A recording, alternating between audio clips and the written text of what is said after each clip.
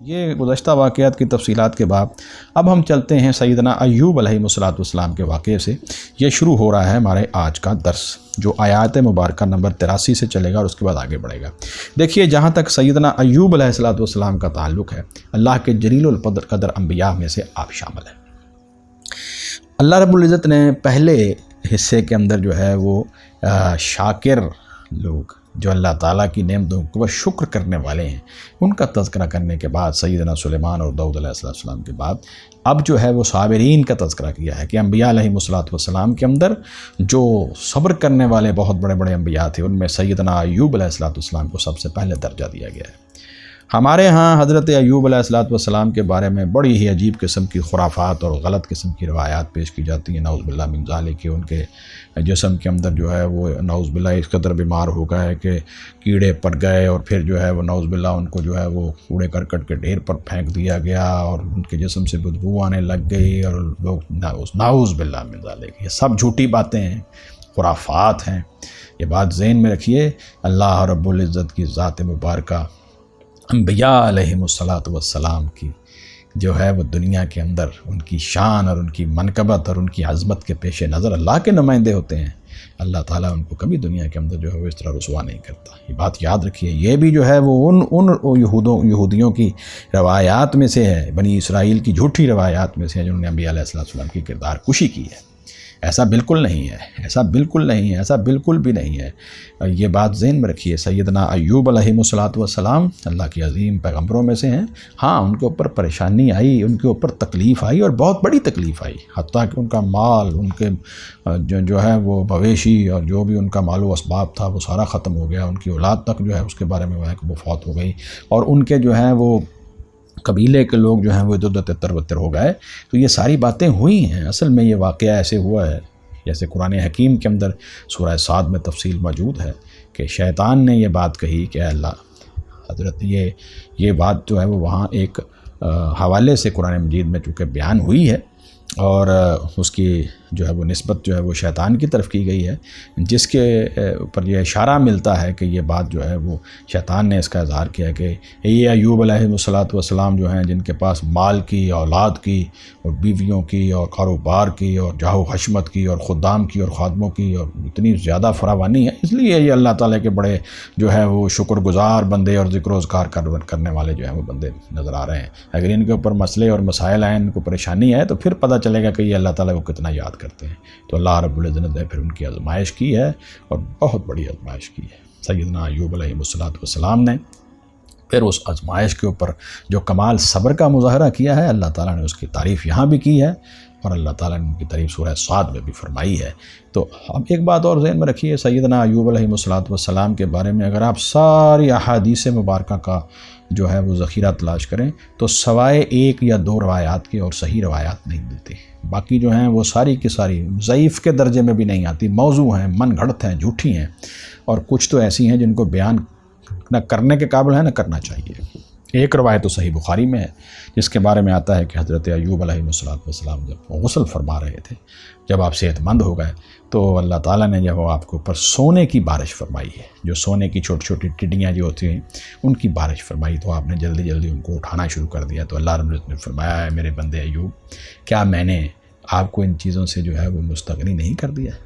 کہا ہے اللہ، یقیناً ایسا ہے کہ یعنی اللہ تعالیٰ نے اللہ تم نے مجھے دوبارہ اتنا نواز دیا ہے کہ اب ان کی چیزوں کی مجھے ضرورت محسوس نہیں ہوتی، لیکن میں کسی بھی لمحے، کسی بھی موقع پر اے میرے اللہ، تیری رحمت اور پھر تیری فضل جو ہے اس سے مستغنی نہیں ہو سکتا۔ اگر تو اپنی رحمت اور فضل سے مجھے یہ عطا کرنا چاہتا ہے تو مجھے اس کی قدر کرنی چاہیے، اور ان چیزوں کو جو ہے وہ اللہ کی رحمت سمجھتے ہوئے، اس کی برکتیں سمجھتے ہوئے جو ہے وہ ان کو اکٹھا کرنا چاہیے۔ یہ مفہوم میں نے آپ کے سامنے بیان کر دیا ہے، اس کو امام بخاری رحمۃ اللہ علیہ نے لکھا۔ اور ایک حدیث جو صحیح اور حسن درجے کی ہے، غالباً اس کو مجھے اب صحیح یاد نہیں رہا،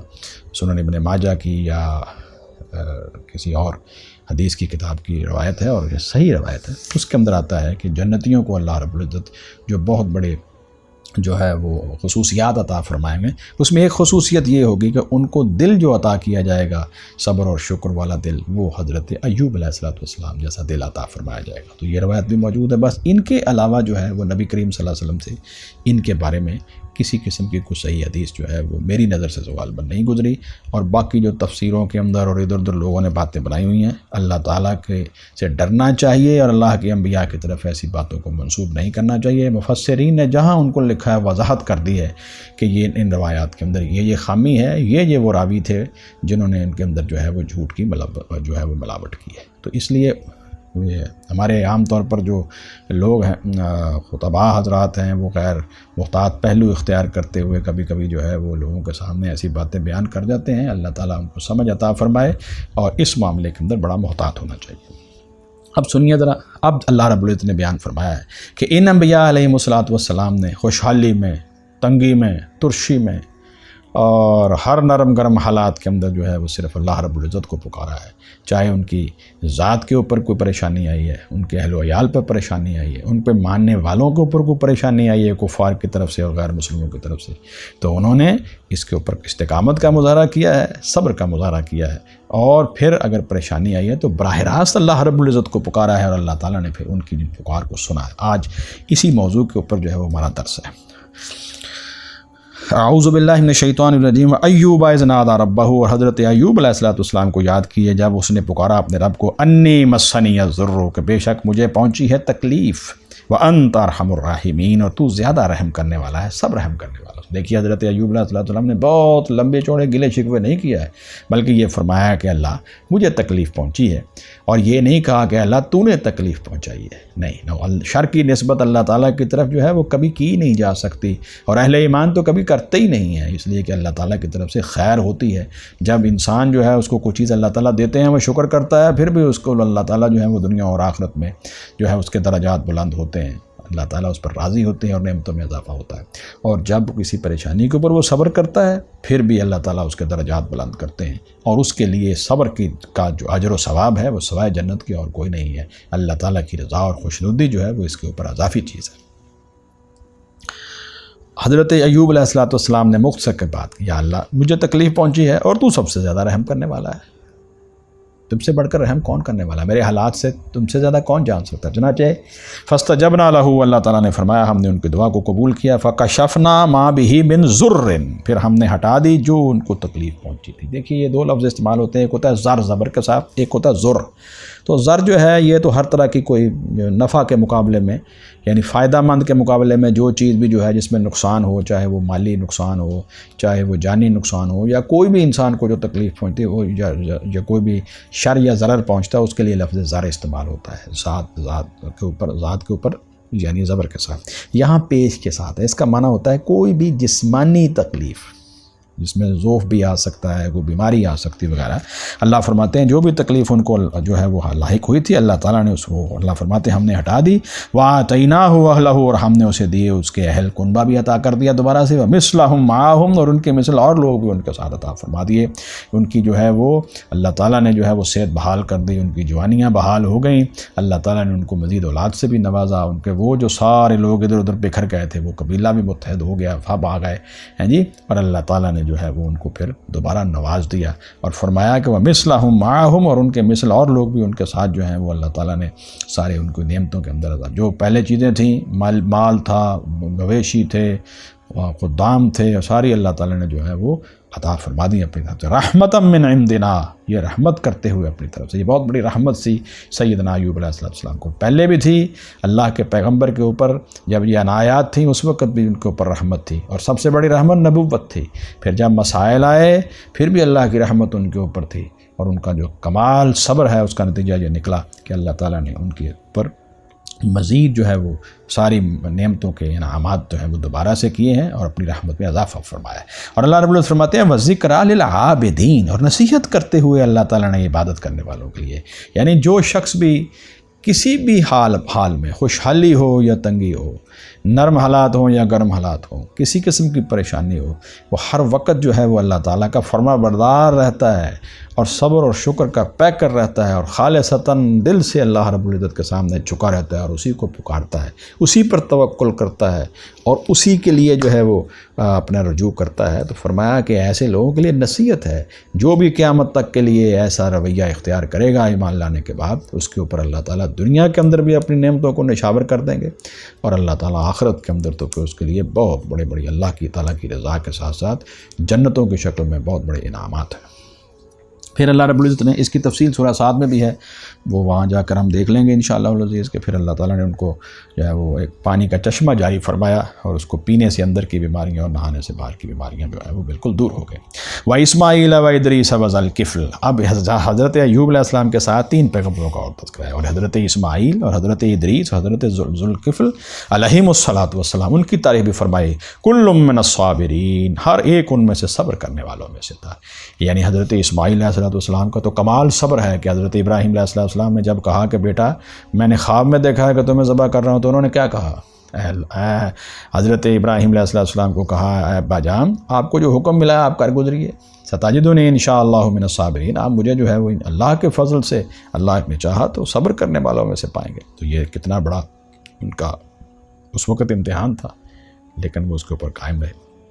اور سیدنا اسماعیل علیہ السلام کو اللہ رب العزت نے غلام الحلیم کہا ہے قرآن مجید میں، اور انہی کی مبارک نسل سے سید الکائنات حضرت محمد رسول اللہ صلی اللہ علیہ وسلم کی بعثت ہوئی ہے۔ وَأَدْخَلْنَاهُمْ فِي رَحْمَتِنَا، اور ہم نے انہیں داخل کیا اپنی رحمت میں، إِنَّهُمْ مِنَ الصَّالِحِينَ، یہ سارے جو ہیں وہ صالح لوگ تھے، نیک لوگ تھے۔ یہ ساری چیزیں جو ہے وہ ہمارے سامنے انبیاء علیہ السلام کے حالات کیوں بیان کیے گئے ہیں کہ دیکھیے اہل کتاب جو گمراہ ہو چکے تھے اب گمراہ ہو چکے ہیں اور ایمان نہیں لا رہے قرآن مجید کے اوپر اور نبی صلی اللہ علیہ وسلم کے اوپر، اور جو انبیاء علیہ السلام جو بھیجے ان کے کردار کشی کرتے ہیں اور ان کے بارے میں جو ہے وہ ایسی نامعقول باتیں کرتے ہیں۔ تو کبھی بھی جو ہے وہ اے مسلمانوں ان کی باتوں کے اوپر دھیان نہ دو، اصل کردار ان کا یہ تھا جو قرآن مجید میں بیان ہو رہا ہے۔ وَظَنُّونِ إِذْ ذَهَبَ مُغَاضِبًا، اور یاد کیجئے مچھلی والے یونس علیہ السلام کو، اِذْ ذَهَبَ جب وہ چلا گیا، مغاضباً اپنی قوم سے ناراض ہو کر۔ حضرت یونس علیہ السلام اللہ کے پیغمبر، اللہ کے رسول تھے، ان کو 1,00,000 یا اس سے زیادہ آبادی کی طرف اللہ کے رسول بنا کر بھیجا گیا تھا۔ آپ کسی وجہ سے جو ہے ان سے کہ قوم کو بار بار دعوت دی، تو لیکن جو ہے وہ جب انہوں نے اس کے اوپر توجہ نہ دی تو آپ کو جو ہے وہ اس کے اوپر جو ہے وہ بڑا رنج و ملال اور ہوا، آپ کو بڑا غم محسوس ہوا، آپ کو پھر غصہ آیا اس بات کے اوپر۔ اللہ تعالیٰ نے ابھی آپ کو ہجرت کا حکم نہیں دیا تھا، لیکن آپ پہلے جو ہے وہ ہجرت کر کے قوم سے چلے گئے، تو یہ اللہ تعالیٰ کی اجازت کے بغیر چونکہ ہوا تھا، اور یہ انبیاء علیہ السلام کی جو منصب نبوت اور رسالت ہے، یہ اس کو اللہ تعالیٰ نے اس کے مناسب نہیں سمجھا۔ اس کی تفصیل جو ہے وہ سورہ صافات میں ہے کہ آپ پھر وہ کشتی کے اندر جو ہے وہ گئے،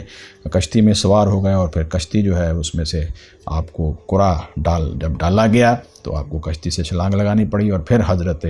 یونس علیہ السلام اللہ کے حکم سے مچھلی کے پیٹ میں چلے گئے،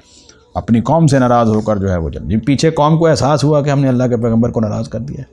تو انہوں نے سب نے جو ہے وہ پھر ایمان بھی لے آئے، اور بڑے میدان میں آ کر انہوں نے توبہ اور استغفار کر لیا۔ تو اللہ کے پیغمبر حضرت یونس علیہ السلام جو ہے وہ مچھلی کے پیٹ میں چلے گئے، لیکن قوم نے جو ہے وہ دیکھا کہ 3 دن کے بعد حضرت یونس علیہ السلام نے کہا کہ تم پر عذاب آ جائے گا، تو انہوں نے جب اجتماعی توبہ کی تو اللہ رب العزت نے جو ہے وہ ان کی اس توبہ کو قبول فرمایا اور ان سے عذاب کو ٹال دیا، اور ان کی قوم جو ہے وہ ہدایت کے راستے پر آ گئی، اور سیدنا یونس علیہ السلام مچھلی کے پیٹ سے نکلنے کے بعد پھر دوبارہ اپنی قوم کی طرف دوبارہ آئے۔ یہ تفصیل یہاں بھی ہے، سورہ صافات میں بھی ہے۔ وَظَنُّونِ إِذْ ذَهَبَ مُغَاضِبًا، اور یاد کیجئے مچھلی والے یونس علیہ السلام کو جب وہ چلا گیا اپنی قوم سے ناراض ہو کر، فَظَنَّ تو اس نے گمان کیا أَن لَن نَقْدِرَ عَلَيْهِ کہ ہرگز نہیں ہم تنگی کریں گے اس پر۔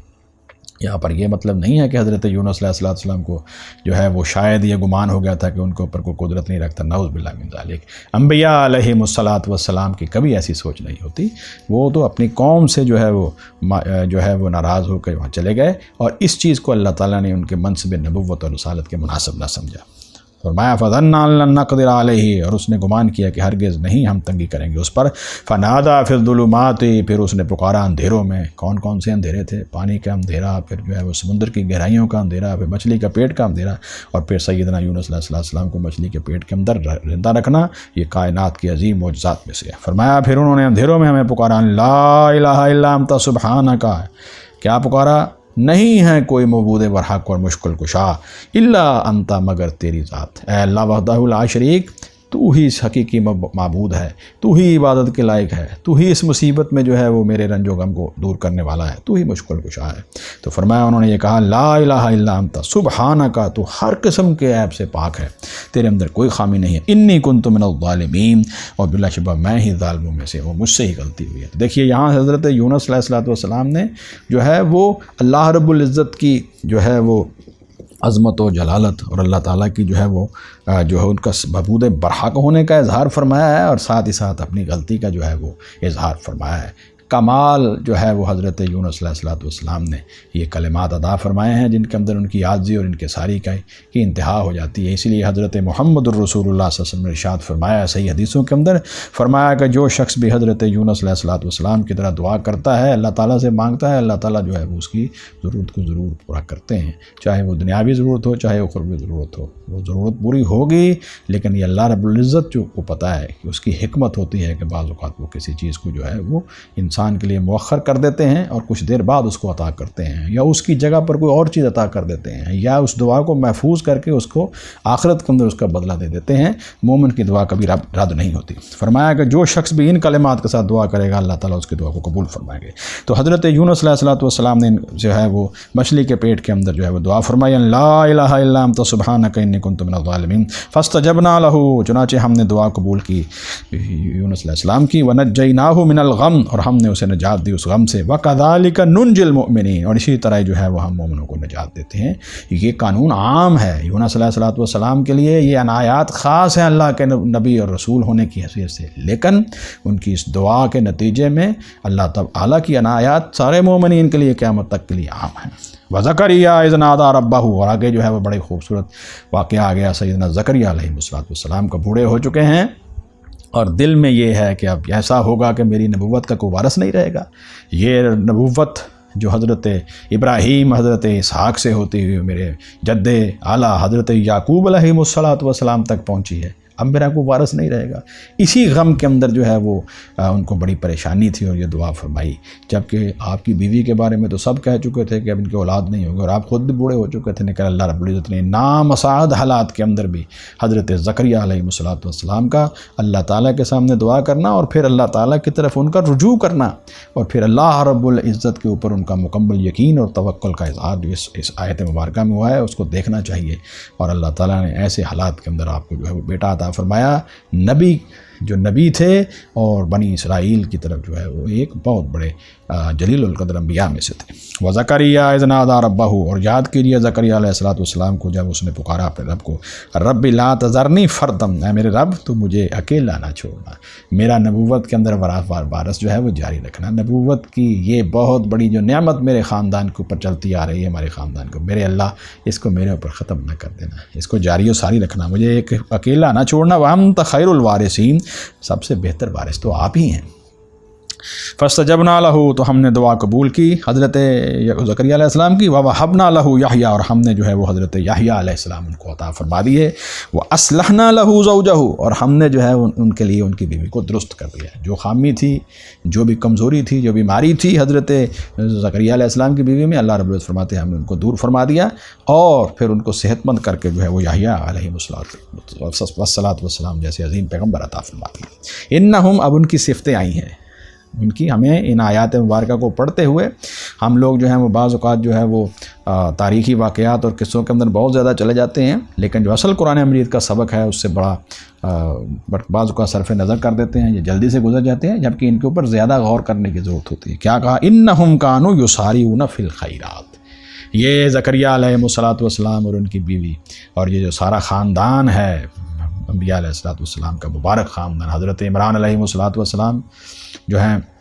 وہ بھی، اور زکریا علیہ السلام ہی، اور انہی کے نام کے اوپر آل عمران ہے، جو حضرت مریم علیہ السلام کے والد محترم تھے عمران علیہ السلام، اور حضرت عیسیٰ علیہ السلام کے نانا جان تھے۔ تو ان کی جو حال ہے ان کو اللہ تعالیٰ نے جو ہے وہ بڑی برکتیں عطا فرمائی ہیں اور نبوت کے لیے ان کو چنا ہے۔ تو فرمایا یہ حضرت زکریا اور ان کی بیوی انہم کانوا یسارعون فی الخیرات، پہلی صفت ان کی کیا تھی؟ بے شک یہ سارے انبیاء علیہ السلام نیکی کے کاموں میں بھاگ دوڑ کرنے والے تھے، سرعت کا مظاہرہ کرتے تھے، جلدی کرتے تھے، نیکی میں سستی نہیں کرتے تھے۔ دنیا کے کام میں سستی اور دنیا کے کام میں چستی اور نیکی کے کام میں سستی یہ ایمان کی علامت نہیں ہے۔ ایمان کی علامت یہ ہے انسان نیکی کے کاموں کے لیے جو ہے وہ ہمیشہ جلدی کرے، ڈھونڈے کہ کہاں سے مجھے نیکی ملی اور فوراً اس کو کرنے کی کوشش کرے۔ وَيَدْعُونَنَا، اور وہ ہمیں پکارتے تھے رَغَبًا وَرَهَبًا، رغبت کرتے ہوئے اور خوف کھاتے ہوئے۔ ہماری رحمت کی اور ہماری رضا اور خوشنودی کی رغبت ان کے اندر تھی، اور ہمارے عذابات سے ان کو خوف تھا۔ یہ رغبت اور رہبت کی یہی حالت ہے جو انسان کے ایمان کی اصل جڑ ہے، یہی اس کی اصل روح ہے۔ اسی لیے قرآن مجید میں ایک جگہ پر آیا ہے کہ اپنے رب کو پکارو دل تضرعا وخیفتاً، یعنی دل کے اندر جو ہے وہ اللہ تعالیٰ کو پکارو۔ کیسے؟ دوسری جگہ پر فرمایا خوفا وطمعا، خوف رکھتے ہوئے، طمع رکھتے ہوئے۔ خوف اس بات کا کہ اللہ ہم تیری ناراضگی سے ڈرتے ہیں، تیرے عذابات سے ڈرتے ہیں۔ طمع اس بات کا کہ اللہ تیری رضا اور خوشنودی کو چاہتے ہیں، اور رضا اور خوشنودی کے نتیجوں کے اندر جنت اور تیرے انعامات جو ہیں اس کے بارے میں جو ہے وہ ہم جو ہے وہ امید رکھتے ہیں۔ تو یہ مومن کی شان ہے۔ اور یہ جو جھوٹی باتیں منسوب کی ہوئی ہیں کہ وہ کچھ صوفیہ نے اس کو کتابوں کے اندر لکھ دیا ہے، اور یہ ہمارے ہاں بھی لوگ بیان کرتے رہتے ہیں، اور کبھی حضرت رابعہ بصری رحمہ اللہ کے ہاں جو کی طرف منسوب کر دیتے ہیں کہ وہ جا رہی تھی اور انہوں نے کہا جی یہ میرے ہاتھ میں آگ ہے، میں اسے جہنم کو بجھا دوں گی، اور یہ پتہ نہیں آگ سے جنت کو جلا دوں گی، اور پانی ہے اور پانی سے جہنم کو بجھا دوں گی، اور اس لیے کہ لوگ جو ہیں وہ جنت اور جہنم کے لیے جو ہے وہ عبادت کرتے ہیں اور اللہ کی رضا کے لیے نہیں کرتے۔ نعوذ باللہ من ذالک، یہ بات صریحاً قرآن مجید کے خلاف ہے، واقعی جھوٹا ہے سارا۔ ایسی بات وہ کیسے کر سکتے تھے؟ ایک اولیاء اللہ ایسی بات کیسے کر سکتا ہے؟ اس کو نہیں پتہ قرآن مجید کے اندر یہ کیا بات آئی۔ اللہ رب العزت خود کہتے ہیں خوف اور طمع کے ساتھ مجھے پکارو، انبیاء علیہم الصلاۃ رغبت اور رہبت کے ساتھ مجھے پکارتے تھے۔ دیکھیے یہ بات یاد رکھیے، جنت اللہ کی رضا ہی کا نتیجہ ہے، اور جہنم اللہ تعالیٰ کی ناراضگی کا نتیجہ ہے۔ حقیقت میں ایک ایمان والا صرف اللہ کی رضا اور خوشنودی کے لیے ہی دعا جو ہے وہ عبادت کرتا ہے، وہ دنیا کو دکھاوے کے لیے نہیں کرتا، اس کو اللہ کی رضا مقصود ہوتی ہے۔ دل کے اندر اللہ رب العزت کی رضا، اللہ کی خوشنودی مقصود ہوتی ہے، اور اللہ تعالیٰ کی عذابات سے اور اس کی ناراضگی سے بچنا مقصود ہوتا ہے۔ اور اس کے نتیجے میں اللہ تعالیٰ اس کو جہنم سے اور عذابات سے بچائیں گے اور اپنی رحمت اور فضل سے جنت عطا فرمائیں گے۔ بلکہ حدیث مبارکہ میں تو آیا ہے، حضور صلی اللہ علیہ وآلہ وسلم نے فرمایا ہے کہ تمہیں جب بھی دعا کرنی ہو تو اللہ تعالیٰ سے جنت الفردوس کی دعا کرو۔ تو اللہ کے رسول یہ کہیں اور ادھر یہ جو اٹھا واقعہ، اس طرح کے واقعات کو کوئی حیثیت نہیں دینی چاہیے، نہ سننا چاہیے، نہ بیان کرنا چاہیے، اور ان اولیاء اللہ سے کی طرف بھی ایسی غلط باتیں منسوب نہیں کرنی چاہیے۔ فرمایا انہم کانوا یسارعون فی الخیرات، بے شک وہ انبیاء تھے جلدی کرتے تھے نیکی کے کاموں میں، ویدعوننا رغبا ورہبا، اور ہمیں پکارتے تھے رغبت کرتے ہوئے اور خوف کھاتے ہوئے، وکانوا لنا خاشعین، اور وہ ہمارے ہی سامنے عاجزی کرنے والے تھے، ہمارے ہی سامنے ڈرنے والے تھے۔ تو چنانچہ یسارعون فی الخیرات پہلی صفت، ویدعوننا رغبا ورہبا دوسری صفت، اور خاشعین یہ تیسری صفت۔ جو شخص بھی ایمان لانے کے بعد ان صفات کو اختیار کرے گا، اللہ رب العزت جو ہے وہ اس کے دنیاوی اور اخروی تمام معاملات کو اسی طرح درست کر دیں گے جیسے حضرت زکریا علیہ السلام کے حالات درست ہوئے۔ پھر تعریف فرمائی اللہ رب العزت نے سیدہ مریم علیہ السلام کی بھی، اور حضرت عیسیٰ علیہ السلام کی، اور فرمایا واللتی احسنت فرجہا، اور یاد کیجئے اس عورت کو بھی، یعنی حضرت مریم علیہ السلام کو، احسنت فرجہا، جس نے جو ہے وہ اپنی شرمگاہ کی حفاظت کی، اپنی عزت کی حفاظت کی۔ یہ جو یہود کہتے ہیں اور ان کی طرف جو ہے وہ غلط باتیں منسوب کرتے ہیں، حضرت مریم علیہ السلام ان تمام قسم کی ان کی جو الزامات ہیں اور ان کے الزامات ہیں اور بہتان تراشی ہیں اور کردار کشی ہے، اس سے جو ہے وہ اللہ تعالیٰ نے ان کو جو ہے وہ پاک و صاف بنایا ہے، وہ اس سے مبرہ ہیں، اور وہ اللہ تعالیٰ کی خاص بندیاں تھی جن کو اللہ تعالیٰ نے ایک بہت بڑے مقصد کے لیے چنا ہے کہ ایک بہت بڑا معجزہ ظہور پذیر ہوگا بغیر باپ کے، اللہ تعالیٰ جو ہے وہ ایک نبی بھیجیں گے حضرت عیسیٰ علیہ السلام، اور اس کے لیے سیدہ مریم علیہ السلام کا انتخاب کیا گیا۔ وہ تو اللہ کی منتخب کردہ نیک بندیاں تھیں۔ نبی صلی اللہ علیہ وآلہ وسلم کی صحیح حدیث، جس میں سے ایک حدیث جو ہے وہ صحیح بخاری میں سیدنا علی رضی اللہ عنہ سے ہے کہ رسول اللہ صلی اللہ علیہ وسلم نے دو عورتوں کی تعریف فرمائی ہے، حضرت مریم اور حضرت خدیجہ رضی اللہ عنہ کی، اور دوسری حدیث مبارکہ کے اندر 4 عورتوں کو فرمایا گیا ہے کہ مردوں کے اندر بہت سارے لوگ ایمان میں کامل ہوئے ہیں، عورتوں میں 4 عورتیں ایمان میں کامل ہوئی ہیں، ان میں حضرت مریم علیہ السلام، حضرت آسیہ علیہ السلام جو فرعون کی بیوی تھی، اور حضرت خدیجۃ الکبریٰ رضی اللہ تعالی عنہا علیہ السلام، اور سیدہ فاطمۃ الزہراء رضی اللہ تعالی عنہا علیہ السلام۔ یہ 4 عورتیں جو ہیں ان کی اللہ کے رسول صلی اللہ علیہ وسلم نے جو ہے وہ شان بیان فرمائی۔ تو فرمایا واللتی احسنت فرجہا، وہ اس عورت کو یعنی مریم علیہ السلام کو بھی یاد کیجیے جنہوں نے اپنی عزت کی حفاظت کی، فنفخنا فیہا من روحنا،